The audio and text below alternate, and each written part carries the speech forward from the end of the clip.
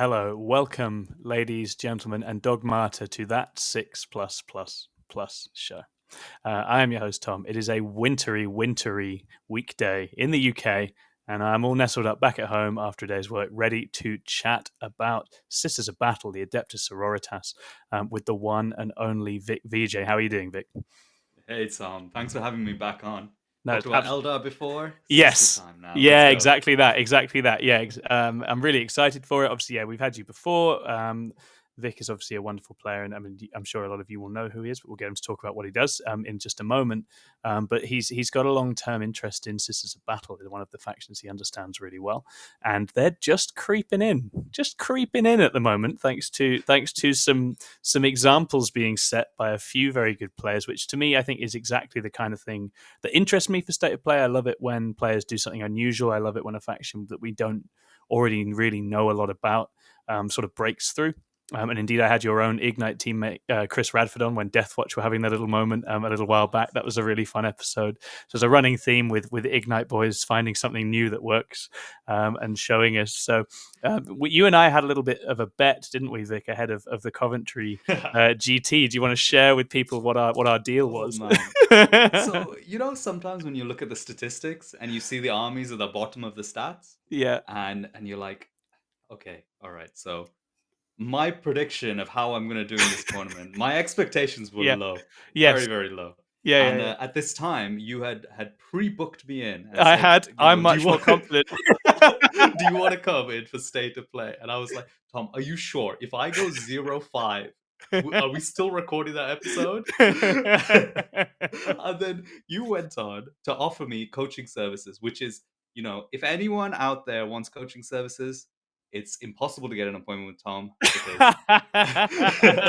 they haven't started yet, but I would have been the first. Yeah. 100%. No, that was it. And so I like it, and I say I was definitely being a bit cheeky because I saw you taking the army, and because we'd had a near miss because you'd gone to Battlefield Birmingham, hadn't you? And I'd Yeah. messaged you before that, but obviously due to sort of other circumstances, you'd not been able to finish that event, so you had to go home. So we sort of held our powder and we waited for a little while.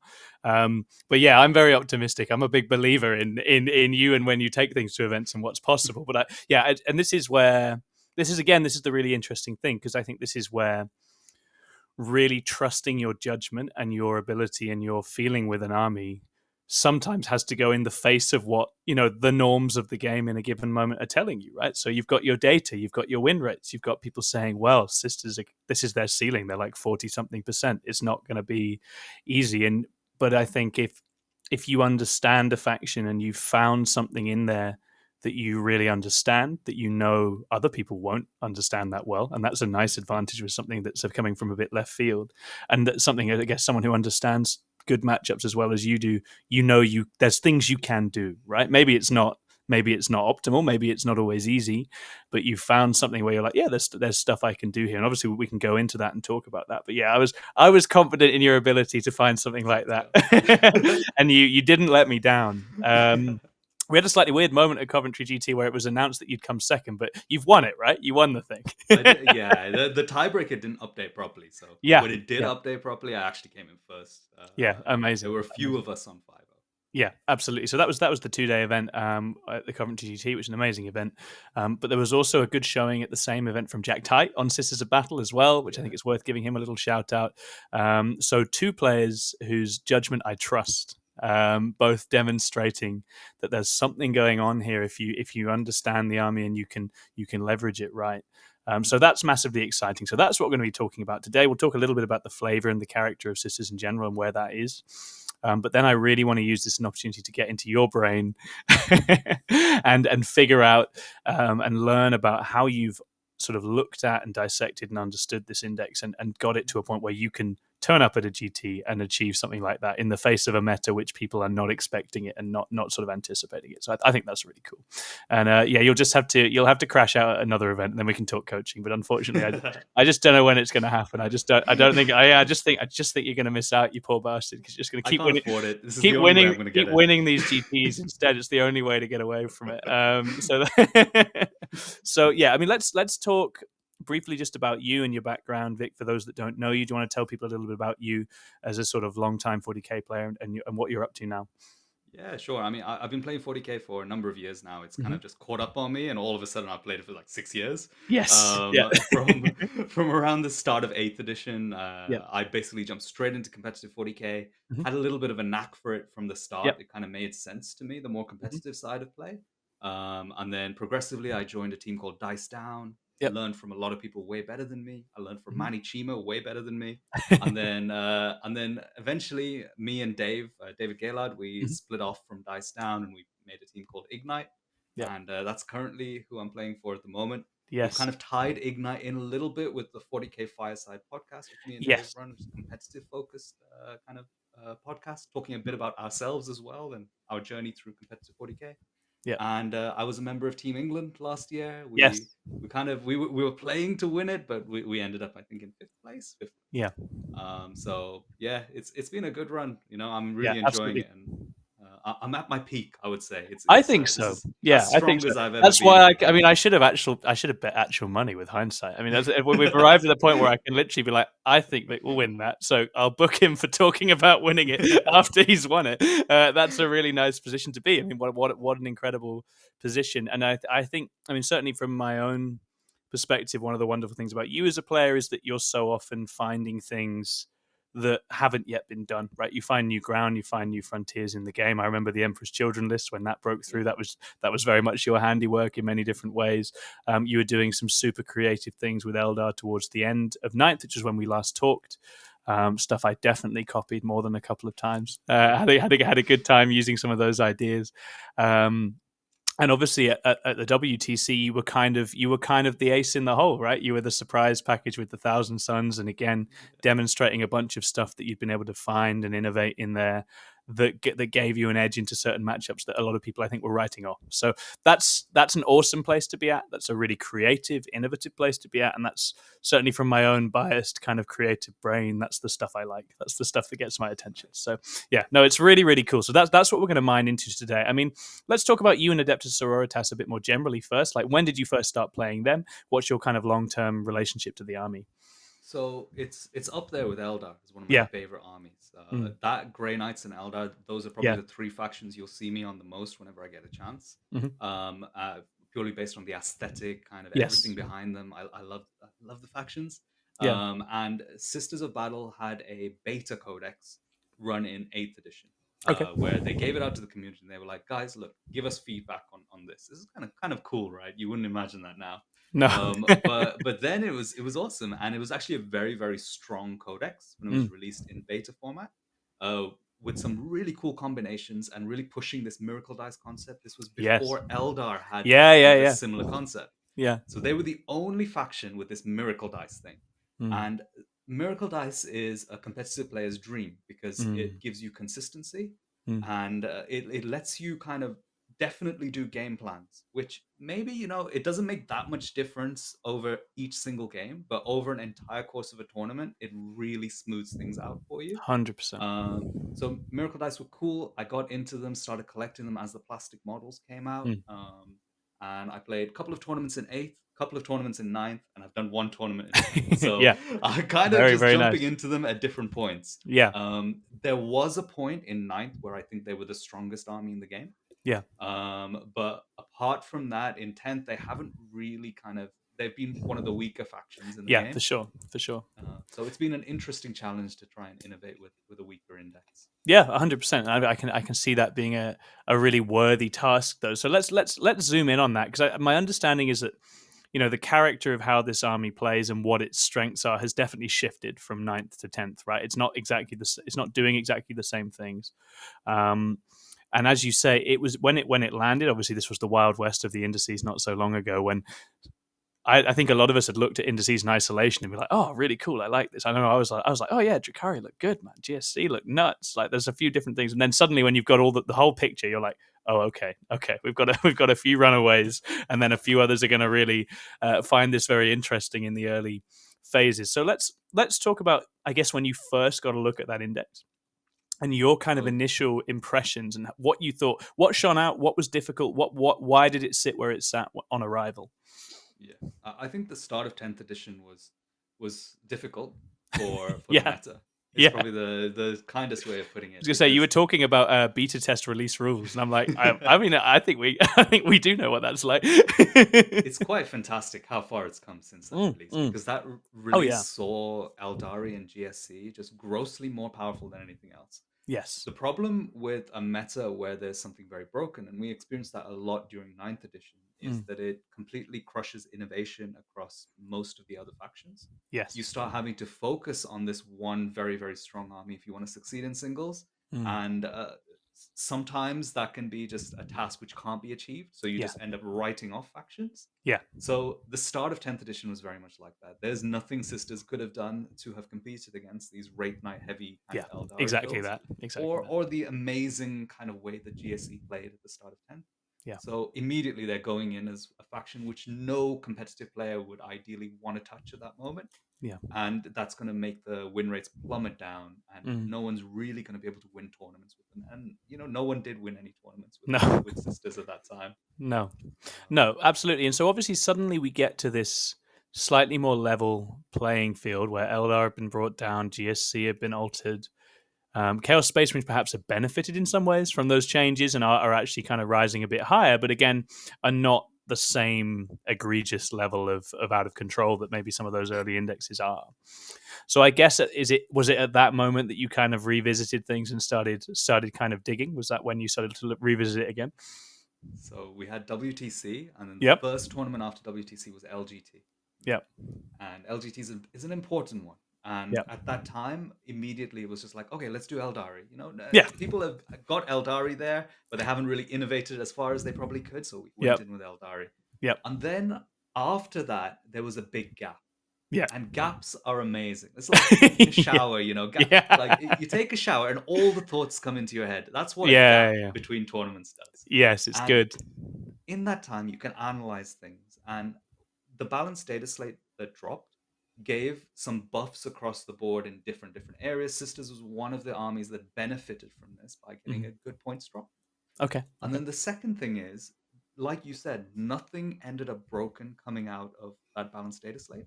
Yeah. Like Eldari still looked really strong. Yeah. CSM still looked really strong, but they didn't look unbeatable anymore. No. No. And at that point, you can start looking at all of the factions in the game. Mm. Like, people like yourself, you looked at Votan. Yeah. People Yeah. looked Yeah. at Death Guard. People looked at, Sisters, Grey Yeah. Knights, all of these factions. And It's been a really tried fun to- time for that. A really fun Yeah, time for that. yeah, Yeah. and I think the fact that you can even win a tournament with Sisters now, despite very little changing, there's been a few points changes, but the meta has shifted, is a very good sign that you can win if you just play well with a Yep. good balanced army. 100%. And I think that's exactly how Sisters came out of that balanced data set. They have a Yep. bit of everything, and it's Yep. just a matter of the player putting everything together. Yeah. And that's very similar to our state of play we did on Eldari at the end of 9. Yes. Yeah. Yeah. It Like was. identical kind of philosophy. Yeah. Sisters slightly weaker than that, but exactly the same kind of concept.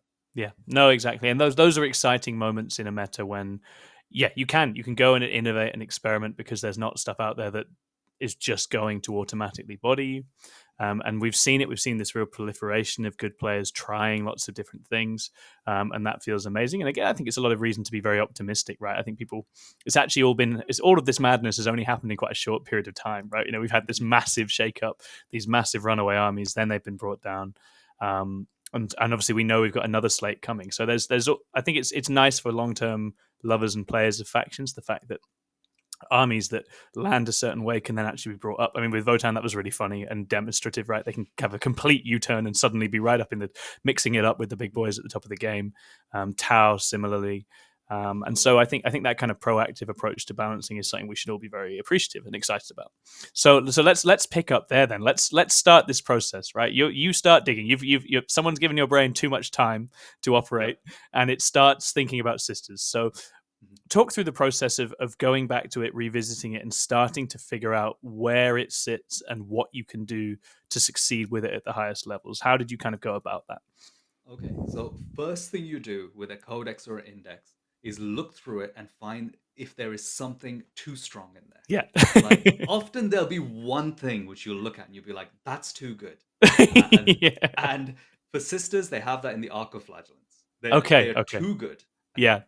They're probably one of the best data sheets in the game, let alone in Sisters or the Imperium Yeah. codexes. So Arcoflagellant's too good. 130 points for 10 of them with a 4 of Feel No Pain and 2 wounds each, with good output, Yeah. moving 7 inches. They can go in transports. There's a lot going on there, and they Yeah. synergize very well with Sisters overall. Yeah. So immediately, like, look at that, 130 points, brilliant unit. Let's start with 30.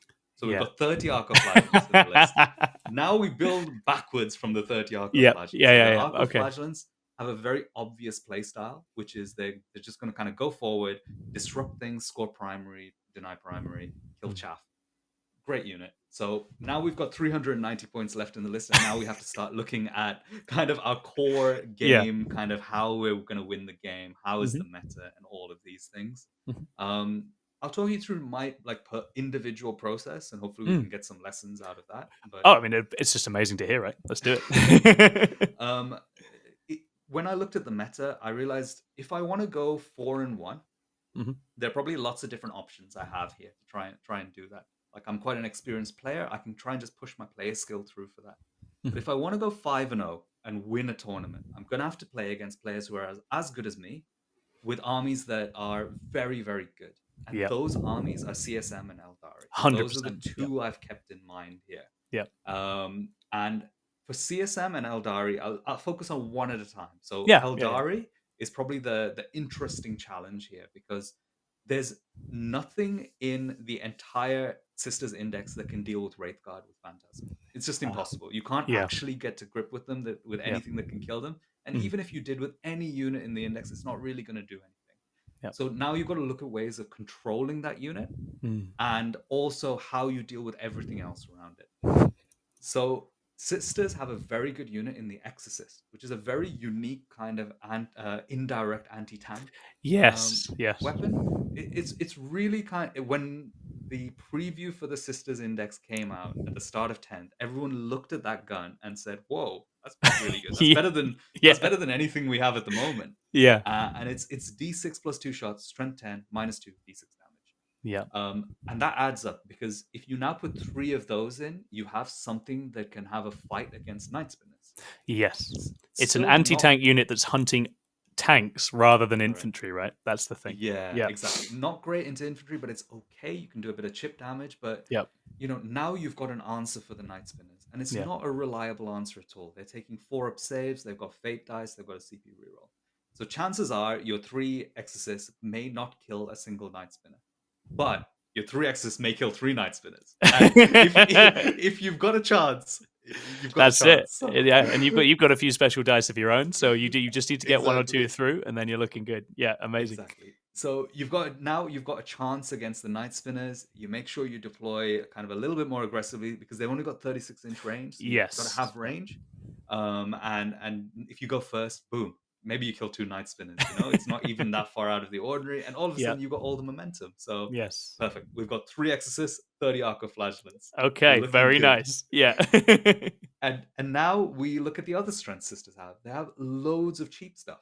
They have units like the Crusaders. You get 2 Crusaders in there, and they're 25 points. They can just go sit on primary, force the opponent to engage on there. You gain a miracle dice when they die. Sisters have awesome control elements by having Suffering and Sacrifice, which is a Yes. stratagem where you activate at the start of the fight phase, pick any one of your units that's infantry, and any enemy models in engagement range of that unit have to fight that unit. So now you get control where you can kind of put 2 Crusaders in and send into the middle of an enemy unit that's a real like beat stick unit. Get 20 Arcoflagellants around there, and that beat stick unit is only punching the Crusaders no matter what. It doesn't matter if you interrupt. It doesn't matter if you fight on death. You're punching those Crusaders That's to death. hilarious. So It's just 25-point trade dream. Yeah. perfect. So now you've got your control pieces, your little cheap secondary scoring pieces. And then now let's deal with the Wraithguard problem. So Wraithguard have one weakness, 2 weaknesses. One is if you can just straight up kill the Wraithguard. So let's say I have a Forge Fiend shooting at it, you can actually straight up kill the Wraithguard if they're in line of sight. I can't do that. But I can kill the Spirit Seer. The Spirit Seer Ah, gives +1 to hit to the unit and regens them a couple of times a turn. mm. Sorry, once per battle round, Yep. and also can flip dice to 6. Yeah, that's where they put Fate's Messenger, right, as well. Yeah. Exactly. So the Spirit Seer is massively powerful, and once it's removed from that Wraith Guard unit, the Wraith Guard unit just starts getting whittled away, doesn't really do that much damage, etc. Mm. So there's one incredible unit in Sisters, which is Palatine, Okay. with a relic called the Blade of St. Eleanor, an enhancement. Okay. And this basically gives her 5 attacks, strength 5, -2, and 3 damage. And Mhm. she also does a mortal wound every time she successfully wounds. Now, Okay. if this girl, and mortal wounds have been kind of touched on in the designer commentary, that if you precision, mortal wounds do go onto the precision target. They don't I go see. onto I the see unit. where this So is going. Yeah. it's so now you have a very good precision threat. And Yes. the key is you have to tell your Eldari opponent, look, this guy can kill a Spirit Seer. So just so you kind of control, yeah, so like there's a space into which the Wraith Guard can't enter. Yes. Otherwise, the Spirit Seer gets precision. And Nice. obviously, if he lets you do that, he or she lets you do that, then you're going to have a really good chance of maintaining momentum. But the Mm. very fact that any good player is going to avoid you lets you control the positions the Wraith Guard go, and you can at least try and kill everything else and play the game still, instead of the Wraith Guard just running straight through the middle of your army. Yeah. Absolutely. Now, there's one more trick you can do, which Okay. is the mightiest weapon in the entire Sisters Index. Okay. Now, if you take a bolt gun and you put a crossbow on the bolt gun, suddenly the bolt gun, it has the same profile, but it gains anti-psycho 2 plus devastating wounds and precision. So Yep. Yep. you can take that on any leader of a unit, and in my case, I took it a canoness as well. So Yep. I had an immolator, which is like a Sagittar. It lets you split a battle sister unit into 2 5s. Okay. So you have Okay. an immolator transport. Inside, you have 5 sisters and a canoness. The canoness gives full rerolls to the unit, and you have a crossbow on the sister superior. We're talking about crossbows in Yeah, this I know. game. It's This is so funny. good. It's just Oh wonderful. my god! Crossbow tech. It's the dream. You have a crossbow on the sister superior and a crossbow on the canoness. Yeah. That's 4 shots, Yeah. and they're hitting on 3s and 2s respectively. Rerolling to hit because you've got a Hmm. canoness in Hmm. there, and they're wounding on 2s. If those 2 models can see the Spirit Seer, they will kill the Spirit Seer. Yeah. Obviously, your opponent's never going to let you see the Spirit Seer, but No. as long as you remind them that your 2 crossbows can kill the Spirit Seer, you at least have some agency Yeah. controlling where So they it's those move. best weapons that you never have to use situation, right? Where it's going to Exactly. massively determine that, well, unless they want to just lose it, it's going to determine Exactly. the space they actually can play the game in. Yeah. And one other model that Eldari really love is the Yincon, and the Yincon Yes. has the psychic keyword. So Yes. I had these 2 sisters shoot their 4 shots. They did 4 mortal wounds to the Yincon. They threw grenades. They did another 4 mortal wounds. The turn before, he shot the flamer at my sister's unit, and sisters have a strat that they can shoot back when they're shot. Oh, nice. Uh, I did 4 mortal wounds. 4 + 4 + 4, that's 12. Yeah, That's a that's a dead dead Yincon. incon. Yeah. Yeah, let's go. Amazing. Shot to death with crossbows. So good. So good. Fantastic. Yeah. So that's So, yeah, really cool tech. And I guess, cool and so tech. with the way these lists like to work, that just renders both their sort of heavy hitters quite impotent, right? If they use them, they lose them. If they don't use them, they're not using them. And then actually those Eldar lists then amount to some Night Spinners, which you're shelling, and some Mhm. MSU infantry that typically wants to score and not or get killed. So it's like, how the hell Yep. do you leverage the game? Especially, let's say there's 30 arcoflagellants sat on points. How are you going to do anything about those Yep. if trying to do anything about it is going to get you killed? I see it. It's very, very good. Very, very nice. Okay. And so, how about CSM? CSM's harder. Yeah. I think my way of describing CSM compared to Sisters is CSM are faster, they hit you harder, and they shoot you harder. Yep. And yeah, they're just the better army. The Yep. quality of CSM is just outright better than Sisters. Mm. But that's where kind of core game skills kind of come into play, and Yep. your ability to maybe try and win on the overall strategy of the game. Yep. And once you start building the rest of the list efficiently, you actually end up with loads of stuff. And you've Mm. got a very obvious playstyle where the Arcoflagellants are the front line, and then you've got these sisters units that can really like do a bit of damage. That Palatine we mentioned comes in a really awesome unit with a very powerful combination there Yeah. that goes alongside the Triumph of St. Catherine, which again, very efficient, very powerful unit. Yeah. And then behind that, you've got the Exorcist, and then you've got things like the Castigated, which does decent damage. Yeah. Everything is decent. So you have everything there. It's Mm. just a matter of can you put it together in a way that gives you a chance in the CSM game. Yeah. And the CSM game is really interesting. It is difficult. Same as the Aeldari game. You should probably lose it with sisters, but there are outs where you do win it. Yeah. In terms of the exact strategy, the way I played it in the final game of Coventry. Oh, amazing. And yeah, it was an awesome game. Good CSM list, great player, and essentially, there's a tactic I called the bait screen, right? Okay. So Okay. the bait screen is where you have a screen of units that look really juicy, but they're actually like not juicy and they're deceptive. Yeah. And these units were Celestine on one corner, the Triumph of St. Catherine in the middle, and then my little unit with the Canoness on another corner. And these guys, because the CSM are always going to hit you first, they're Yeah. way faster than you. Yeah. So these three were there, and they look juicy, right? That's Triumph of St. Catherine do. and Celestine They are do. like unique There's characters. some big names, right? Okay, no Big- Chaos Lords turning that down. Exactly. And obviously, CSM have a little thing where, you know, if they can't shoot you, they just want to punch whatever they can and just try and win on momentum because they're a very powerful, efficient army. So they'll just go for every charge they can. Now, Celestine, when she dies, she gets back up on a 2-up. The Canoness has a once per game for a phase, a 2-up invulnerable save. Mm. And the Triumph of St. Catherine, well, any character in Sisters have a 1 CP strat to get back up at the end of the phase when they're killed. Okay. So we ended up having chosen unit, obliterators go Yeah. in and try to like kill my front line and get into forward positions. Nothing died. All three of my units were still alive at the end of this. Amazing. And now I have the chance to go in with my second wave of stuff. Like the Arco-Fledglings were not the front wave there. So I had my chance to go in, make them take loads of 3-up saves, and switch the momentum back to me. So it's not going to work every time. But as long as you have a few tricks like that or a few strategies up your sleeve that you can use, that's one with the baited screen. The other one is you completely refuse a flank against stronger armies. So you kind of deceptively deploy on one side with like one unit. They start deploying on the same side. And then you make a shift, and the entire rest of your army goes on the other side of the board with your aim to try and take control of that side of the board. Yeah. That means that, you know, the stuff on the other corner is busy dealing with your 1 or 2 units, but actually like the value's not there. And then you can just slowly creep around the board and gain momentum is another possible strategy against CSM. Yeah. So one of those two. Very, very nice. Yeah, absolutely. And I'd say I know completely what you mean about CSM because I think of the top armies, they're the ones I've found the hardest going actually in recent times. Eldar, I feel like now, unless I'm playing a very top player, you can figure it out. The lists are quite stripped down in terms of the assets, but CSM just have such output and such a range of tools.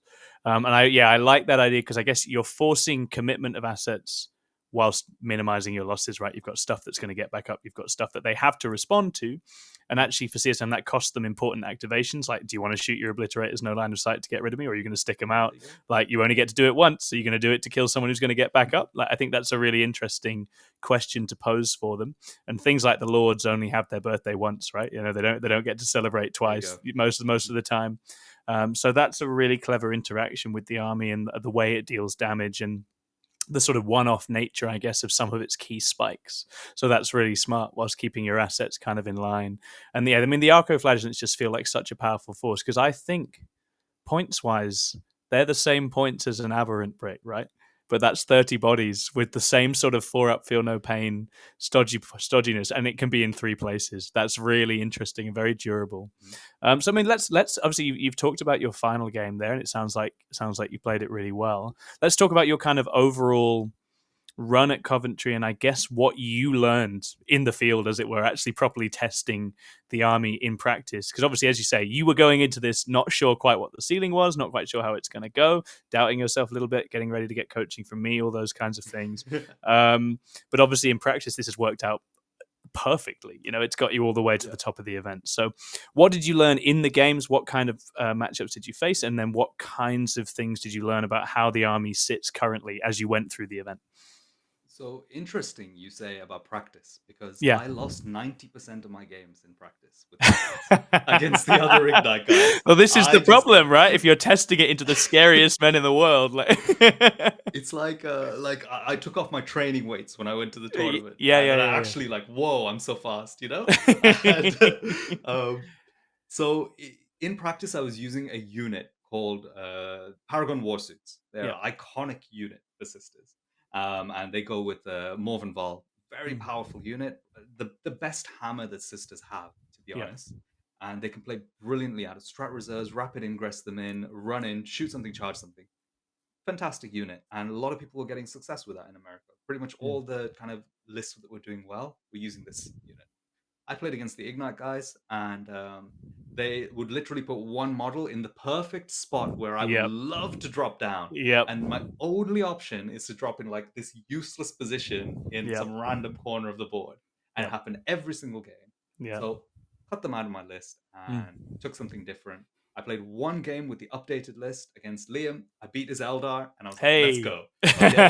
Okay. So give me more tools. And I took it to this tournament. Mm. And at this tournament, I realized that sisters are really deceptively stronger than people think they are. Yeah. I think actually, when you combine everything together, it is a slightly technical army. It's a little tricky to play correctly. It's not that difficult though, and the overall strategy is very intuitive as well.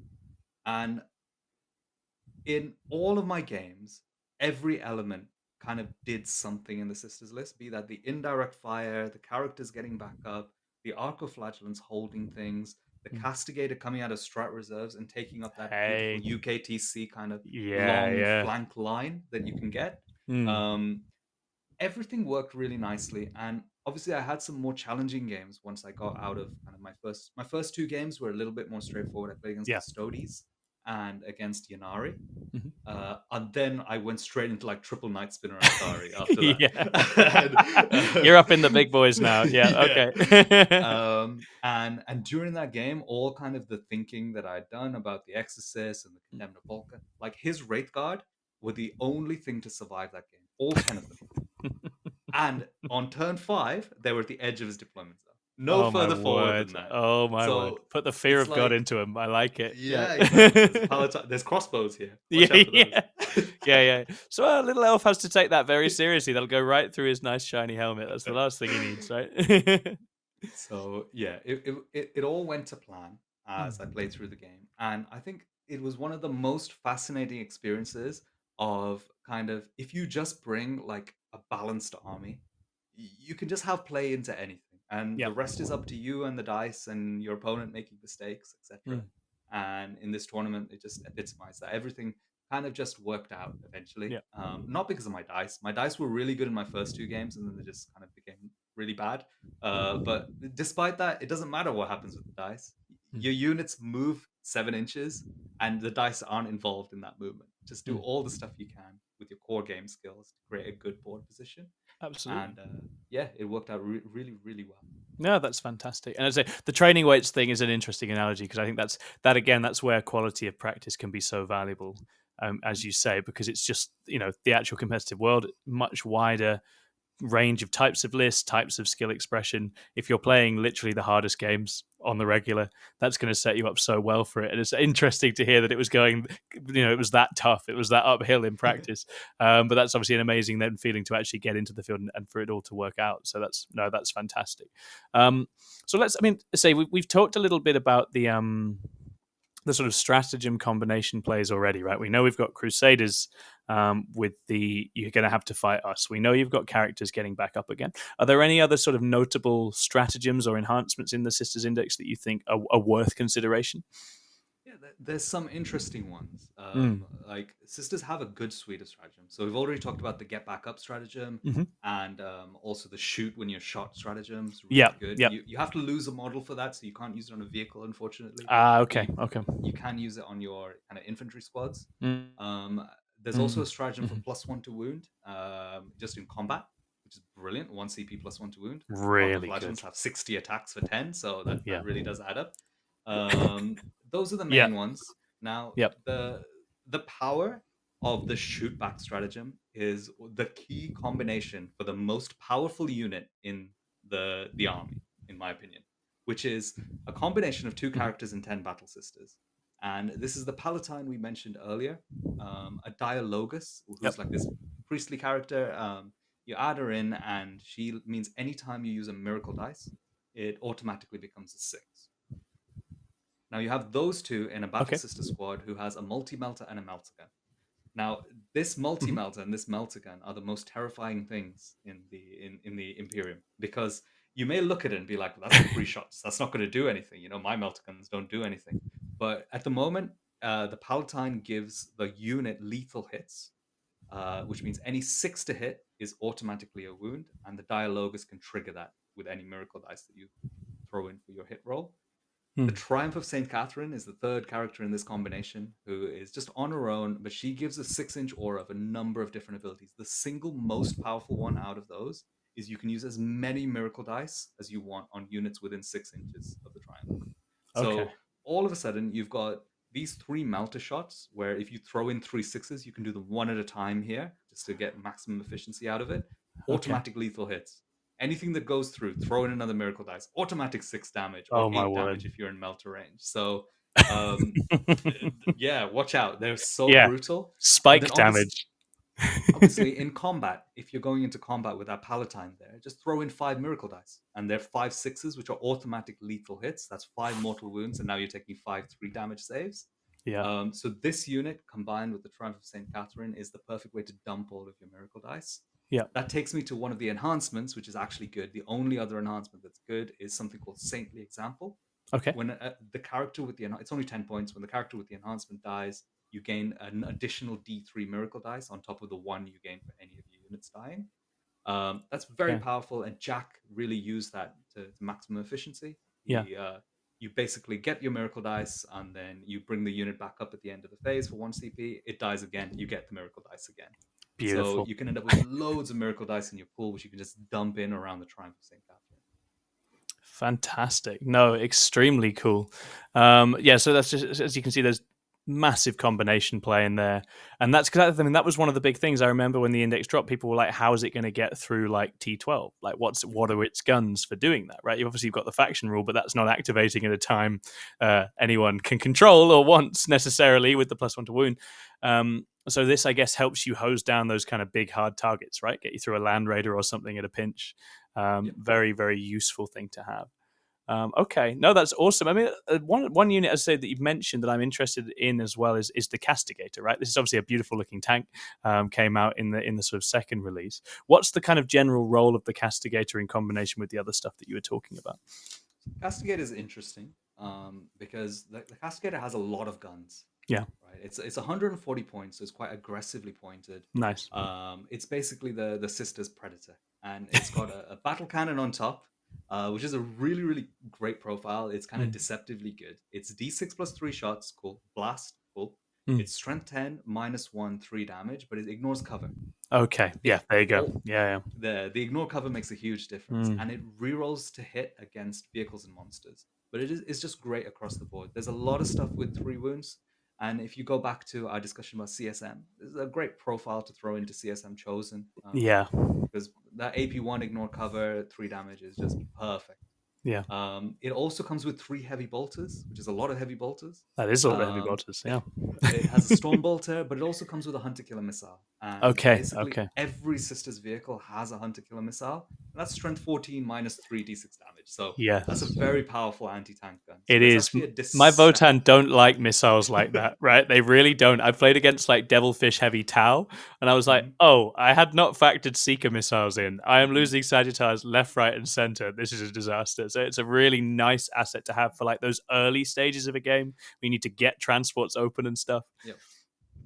Yeah, and sisters hunter killer missiles hit on 2s, which is awesome. Really powerful. Oh, There you nice. go. Yeah. So the Castigator comes out of Strat Reserves, looks down a flank, sees like a Rhino, Unit of Chosen, or a Night Spinner, and puts in a good amount of work and often kills the target. Maybe not the Chosen, but definitely like the Night Spinner, for example, has a really good shot at doing that. Yeah. So the Castigator is I will solve this problem for you, Vic. Just put me where you need me. And Yeah, it was yeah. very reliable in this tournament. I Yeah. loved having that single castigator. Probably with my updates to list, I would probably go to having two castigators. I think Yeah. you could probably drop one on turn 2 and 3 and actually get use out of them in UKTC. Very nice. Yeah, just sort of troubleshooting, walking on from the Mhm. side, applying the pressure. No, that's really, really smart. I mean, that kind of takes us to the next question, I guess, which is like, yeah, are there changes you'd like to make? How are you sort of adapting and looking forwards? Obviously, this is obviously a bit rude because event players, when they haven't played events yet, we don't feel like you need to give too much away. But I guess what did you feel like you would like to change, or new directions you would like to explore? So core of list, great. I think I've got lots of the good stuff that you can take with sisters in the right amounts as well.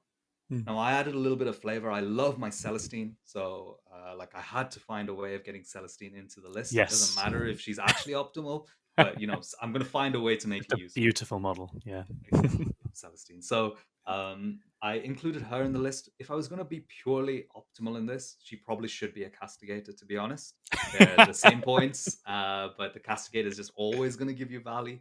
Yeah. Celestine is awesome. She's super, super tanky, but she's also another assassinate point, which is a weakness of this list. Yeah, I Giving up guess with the getting assassinate, back up. Yeah, yeah. yeah, getting back up, and suddenly if someone does take assassinate, you feel really hesitant to get back up when you really should. So Mm, having less characters, having 3 or 4 characters is way better than what I ran, which was 5. mm. That means either Celestine or that Canoness. One of them's got to go here, and I think it could be either of them really. Yeah. So the Canoness is probably another point of inefficiency. It's just Mm. incredibly cool to shoot crossbows, and the crossbow combo just felt awesome, and it means I Yeah, can describe it all the time. So that's it, and it's just fun. It's just such a 40k thing to have your lethal crossbow hiding in there. Real Van yes. Helsing vibes as well, actually, with the kind of machine gun crossbow. Yeah, it's awesome. So, I mean, you can swap the Canoness and maybe a little Crusader unit that's 75 points. Then you can swap either a Seraphim or the second Rhino. You don't need another Rhino in this list. And get another Castigator or 2 more Seraphim units. There's points where you just take the best units over and over again. And that's probably Seraphim, the Castigator, the Exorcist, and the Arc of Flagellants. And you just try Yeah, and max those out completely. yeah. And then your support pieces just fit in around it. And the list basically writes itself. Amazing. I mean, you say it writes itself, and yet no one does it till you do, right? So here we are. I think it's a real reminder, and that's why I was really rooting for you and really excited when it went well. That yeah, it's if you really work over a long period of time as you have on your understanding, on the way you look at the game, on your ability to interact with rule sets as they come and understand the game as it changes, then eventually you can reach this point where yeah, your judgment is king in a way. You can trust what's coming. You can believe in yourself. You can see options before they happen. Which I think, as I say, there have been conversations in recent weeks about why the same players keep winning, and I think maybe that creative spark and that ability to anticipate didn't get enough attention, didn't get as much recognition as perhaps it deserves. I think it's a really important part of doing well consistently at the top of the game, and it's obviously something that you do incredibly well. So yeah, I mean, going forward, do you think you'll be running Sisters some more? Are you enjoying it? Is it an army that you've got a sort of excitement for right now? Yeah, it's very, very fun to play. Hmm. Now, do I think, if my goal is to win a tournament, is it the correct choice? I'm not fully sure, to be honest. Yeah, Like, there's a lot of unpredictability against the top armies there. yeah, So let's say if I purely wanted to go and win a super major, I probably yeah. run CSM, or I really don't want to run Eldari. I don't enjoy it at all, to be No, honest. no, no. I get you. Like Yeah, the particular archetype that we feel is the strongest is really boring to play. yeah, And so I just can't bring myself. It would probably be CSM if I was going yeah, to bring yeah, anything yeah, else. You can see yeah. some chosen over there. There. That's some chosen. So I was ready for this. He's got his options covered, right? Wonderful. So yeah, I mean, I definitely want to bring sisters to another tournament Mhm. this year if I can. They don't have many choice options for that. Probably just Leicester. Yeah, Um, yeah, yeah. so yeah, between Leicester and Nottingham in January, one of them will be sisters and one will be another army. Oh, awesome. No, very, very cool. Yeah. Very, very cool. We'll look forward to that. I guess one final strategic question I was curious about is this a fixed secondaries army? Is this a tactical secondaries? Do you do a bit of both? What's your kind of approach with that? So this one's tactical every time, I think. Hell yeah. There will be some occasions where you take fixed, like you play Tau. Great, Yes. great option for fixed.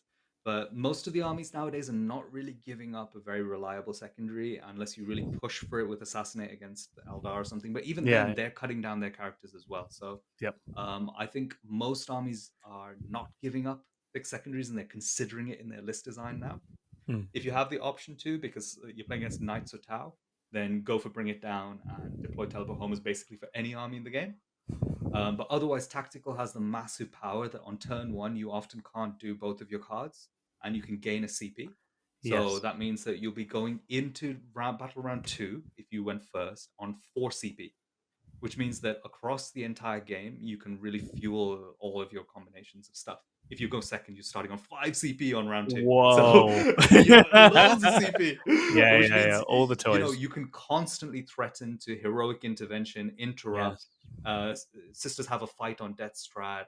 You have suffering and sacrifice. So you can create a lot of control by having a good number of CP in the pool.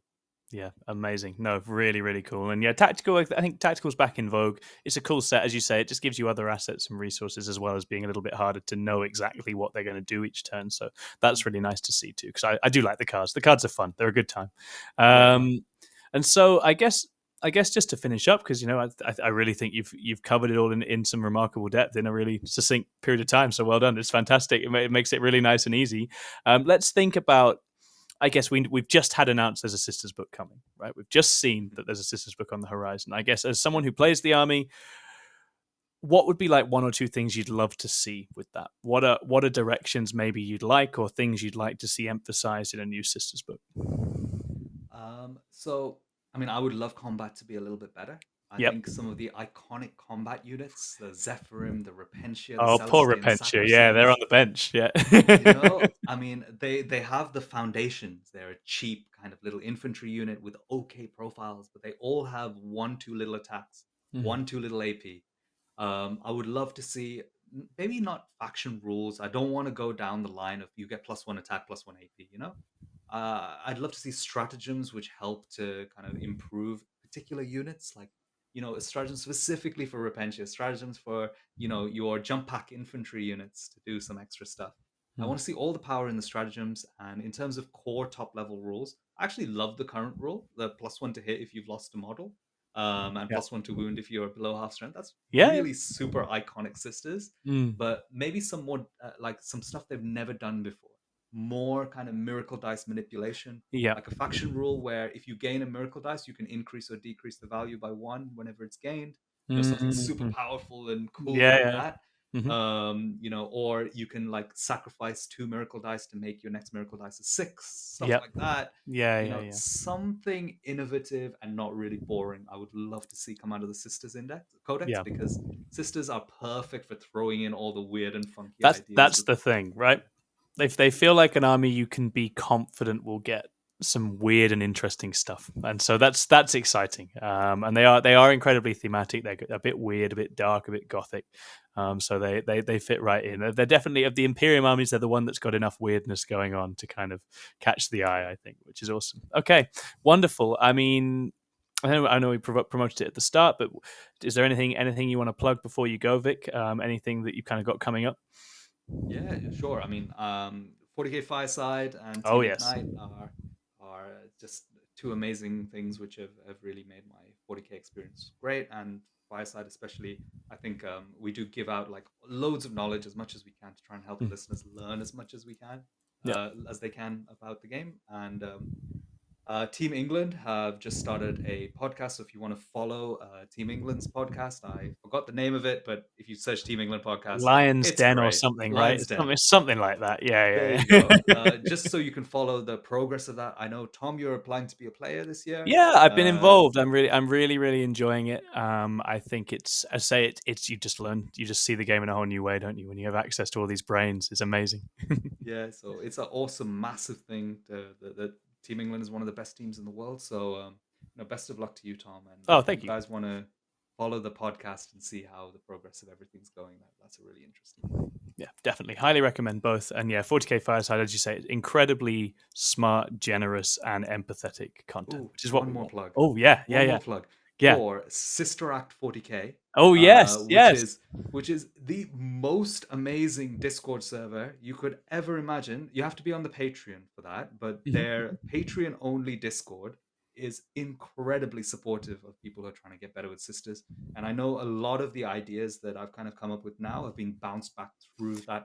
that Discord, and I would not have been able to get the list to this level this quickly if it was not for that. So I'd Amazing. recommend both their podcast and actually really recommend their Patreon Discord. Fantastic. No, absolutely. And yeah, as Sister Act, one of those lovely specialist kind of niche areas, and that's really, really cool. And yeah, it's nice that Sister's having a good time. Hopefully we'll see a few people following your example and they'll be able to hang a little bit better in the meta, but time will tell. Let's find out. All right, Vik, wonderful to have you on. Thank you so much. Hopefully we'll get you on again in the future. And yeah, thank you so much. Can't thank you enough. So thanks for listening, everybody. It's been really good to have you here. Do hit like, subscribe, all that good stuff, and we'll see you again soon. Bye-bye. See ya.